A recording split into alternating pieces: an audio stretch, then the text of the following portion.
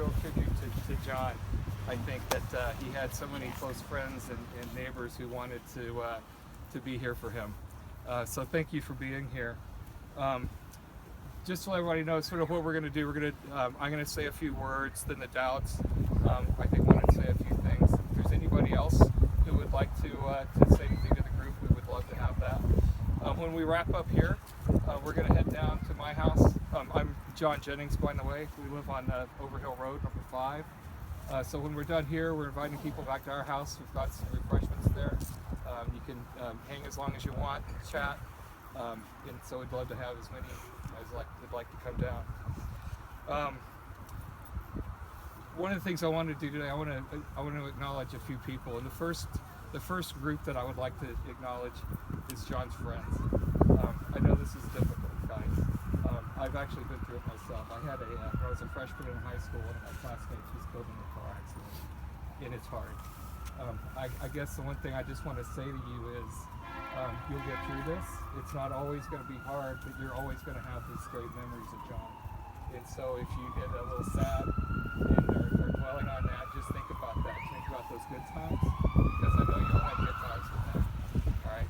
So I wanted to acknowledge you guys. I also want to say thank you to people. I've become, for whatever reason, sort of the spokesperson for this group. But there are a lot of people, other people who pitched on this. My wife Stephanie was very helpful in me getting organized and kind of keeping me on track. Amy Keith, of course, Amy was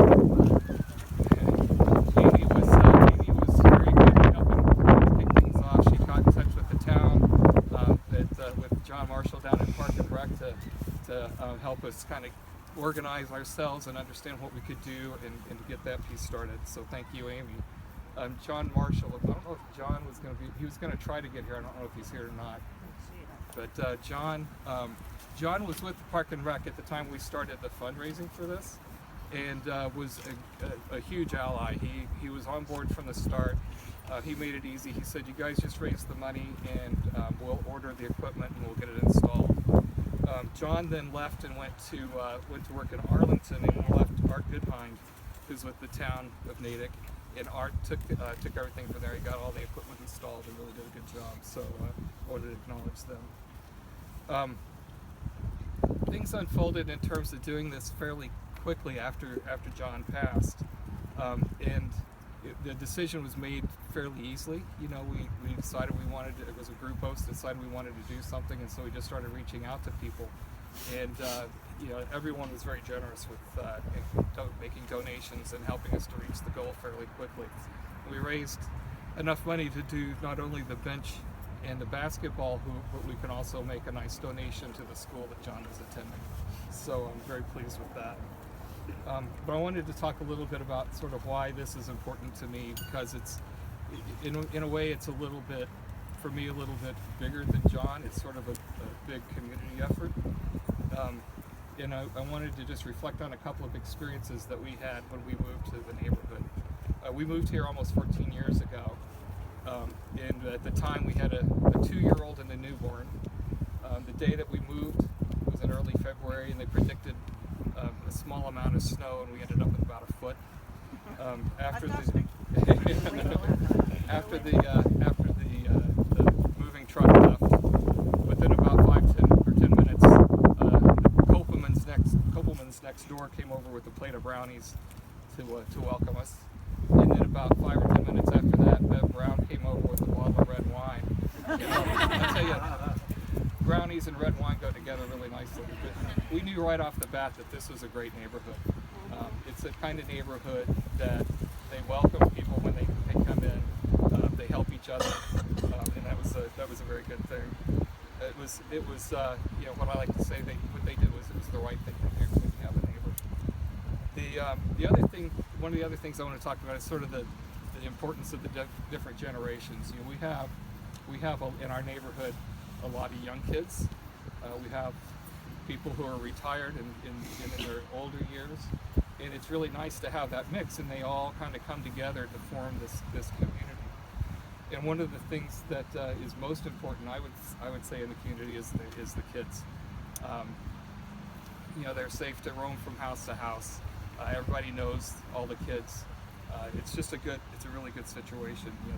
The phrase "it takes a village to raise a child" I think is inherent in this neighborhood, because we all do kind of look out for each other. So anyway, those are things that sort of, when I think about this and think about John, I think about it does take a village, and we are a village, and we made this happen because we're a village. And that to come together to dedicate this as a memorial today, for us it was again the right thing to do. So that's all I had. Is Roger? Where's Roger? Right there. I will turn over the podium. Thank you, John.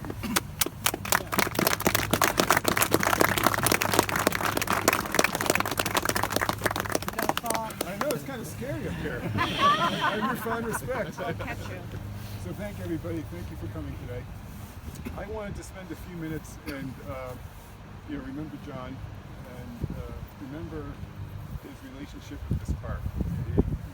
He was born in this neighborhood, and when he was a little boy, he could not get here fast enough. His mom would take him here so early she'd have to bring towels to wipe the dew off the slides and the swings so he could play on. And one of the best things he liked about Murphy Park was meeting new kids. He would come down here, he'd see somebody he'd never met before, he'd just go say hi to them, and they would be best friends that day. And he really enjoyed, getting along with other people. As he started getting older, his focus got away from the equipment over there and over on the basketball hoop. And I can't tell you how many games of one-on-one I lost to that kid. I can remember sitting on the grass trying to catch my breath because we had no bench. Now we've got a bench. It's a good thing. And it wasn't just Murphy Park. It was the whole neighborhood.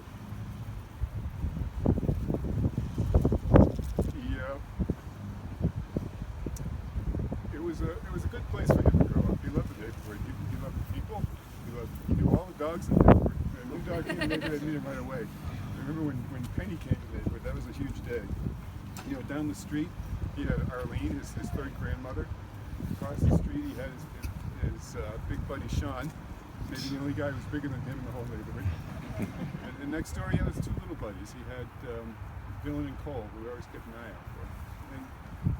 And as he got older, he wandered from the neighborhood. He went all over town. He went down to the Commons, over Coolidge, the Jumps, Bacon Cove.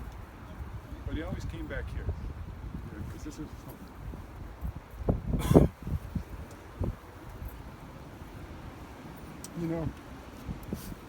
I think one way you can judge a community, maybe the best way you can judge a community, is by how much they take care of it.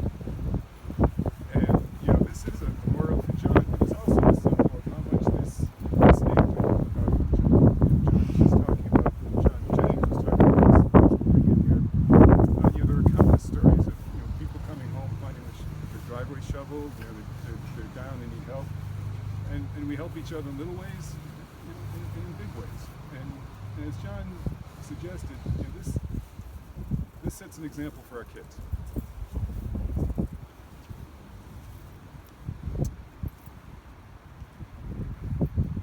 Pardon me.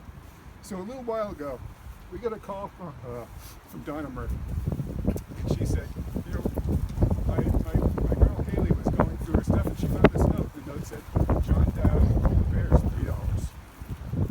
So what's up with John Dowd, polar bears, $3? So it turns out Haley had taken it upon herself to make a difference in the world. She was trying to raise money to help the plight of the polar bears, and she approached John, and he gave her a few bucks. He gave what he had. I didn't know about this. We didn't know about that. And the reason is, I think, it just wasn't remarkable. It's just how we do things. It's a reflection of the community that just do. So, when Regan and I bought the house in Franconia, I can remember our first days, and our plan was to fix it up, go get another house someday, but we fell in love with the neighborhood, and we are so happy we didn't stay, because it's one of the best decisions we've ever made. John grew up here, he lived his whole life here, and we're very fortunate that this is where he lived his life. So, when I think of this memorial, it's not only important to me and to my wife, Regan, because it reminds us of John, but it reminds us of the community he grew up in and he lived in, and we're very thankful he lived in. So I want to thank everybody for coming today. I want to thank everybody who contributed to the memorial. I want to especially thank the Jennings, John, Martha, Ben, and I'm looking for her.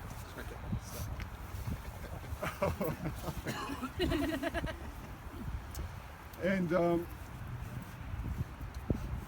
also want to thank Amy Keith. I know she spearheaded this, and the town of Natick for everything they did. So thank you all for coming. Thank you for all contributing.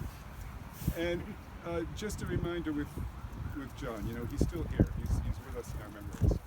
And you know, when we leave here and we go our separate ways, just remember, anytime you show someone a kindness, no matter how small, you're keeping his spirit alive.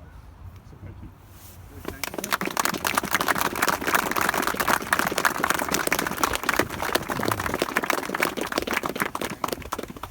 So now I'm going to open it up. Is there anyone else who would like to say a few words? I think I'd like to say a few words. All right. I won't make you stand up here.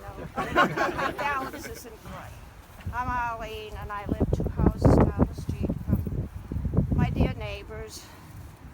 Jack was a very special boy in my life, young man of 17, and filled a void of a loss very great to me. He was a dear boy, always very friendly and helpful, and meant a great deal. And in the winter time when we were snowbound, he and his father would come down and shovel my walk, shovel my car out, and always lend a helping hand. And he has always had a very close place in my heart of a very special, special boy. And this is a beautiful tribute, and my heart is open to all of the love and this beautiful tribute. I grew up here, and I've lived on Franconia Avenue 2/3 of my life. So they're my family and my dearest friends, and Jack will always have a special place in my heart. Thank you.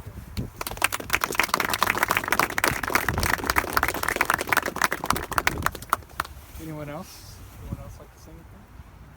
Well, I'll just say, you know, Roger was saying that John is still with us, and he certainly is. And when Roger got up on the bench and kind of did one of these, he was looking down at you and laughing all the time.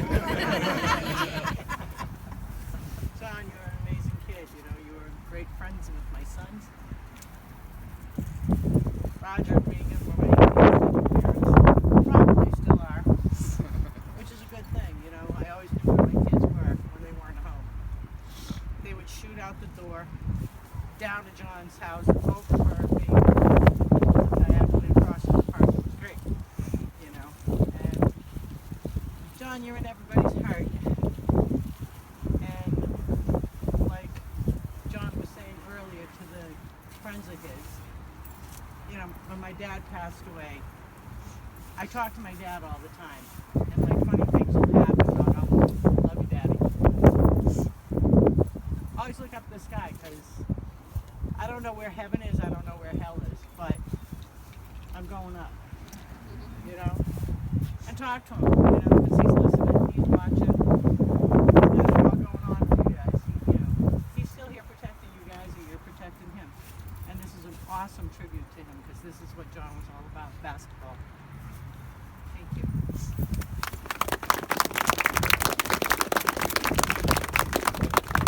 Is there anybody else?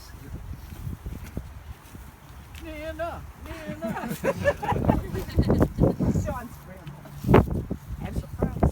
I just wanted to thank you, not only for doing this, but for doing this particular project. Because this is the essence of John. John always wanted everybody to be happy. He always wanted to be smiling. He wanted everybody to have fun, and he particularly loved kids. And he would be so happy to know his name is down here on this place where there's going to be kids for generations that are going to play at this place. My husband and I were looking for something to contribute to in honor of John. And we had a couple of options, but it didn't feel like it wasn't what we wanted to do to remember John. And then Regan told me about this, and I thought, this is wonderful. This is it. This is exactly what we wanted. And we were so happy to contribute to it.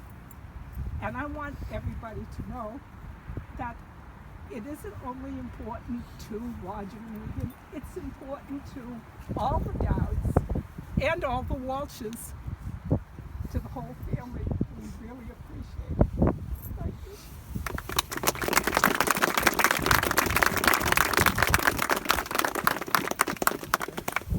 Is there anybody else? Yeah. Yeah?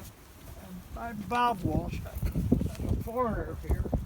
I'm from Connecticut. But anyway, I can't tell you how much I appreciate this. It's one of the best kids that I've ever known, I will say. But anyway, this neighborhood has got to be one of the nicest places. I think I've been here many times, obviously. And this tribute to Jack is just one. I'd like to give you a Connecticut thanks from me. Thank you. Yeah.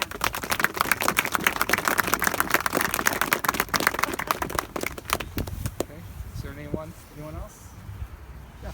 I'm not sure how I'm related to John. We call him Jack. Yeah. Jack, sorry. I just want to say this beautiful thing. And so love my family. I heard something yesterday that really struck me. And it was something like time is for us. And this particular writer said, time gives you the opportunity. And I thought, wow, that's kind of overwhelming. So when people come here and put the time to sit on that bench, everybody's going to be really doing something that's not just a wonderful, wonderful gesture. So I just think you people are incredible. And as a part of the extended family, I want to thank you for doing something so magnificent for Regan.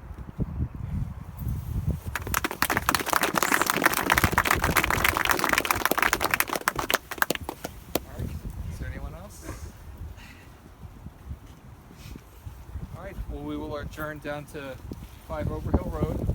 If you're not familiar, you can go down, take a left at the First Street